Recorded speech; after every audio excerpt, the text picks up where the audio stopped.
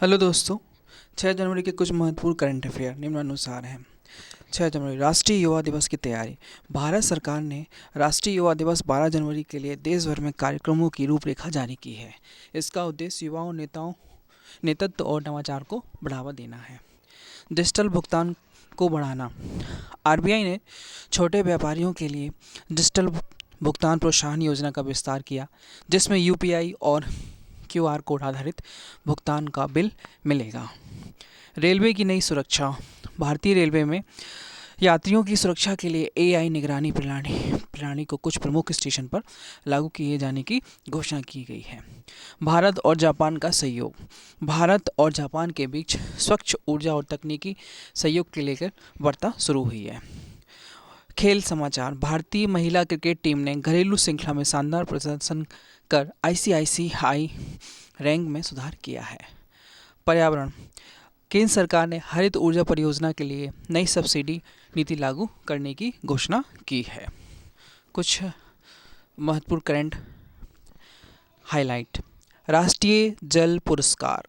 केंद्र सरकार ने जल संरक्षण के क्षेत्र में उत्कृष्ट कार्य करने वाले राज्यों की घोषणा की है। इस वर्ष जल संरक्षण प्रयासों के लिए उत्तर प्रदेश को प्रथम स्थान प्राप्त हुआ है। भारतीय ओमान सैन्य अभ्यास। भारतीय सेना और ओमान की शाही सेना के बीच द्विपक्षीय सैन्य अभ्यास अल नजार का छठा संस्करण राजस्थान में शुरू हुआ है। डिजिटल इंडिया की पहल।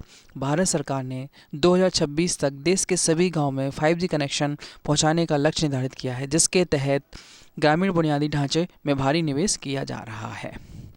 इसरो का नया मिशन। भारतीय अंतरिक्ष अनुसंधान संगठन ने शुक्र ग्रह के अध्ययन के लिए शुक्रयान फर्स्ट के अगले चरण की तैयारी तेज कर दी गई है, जिसे 2026 के अंत तक लॉन्च करने की योजना है। खेल समाचार।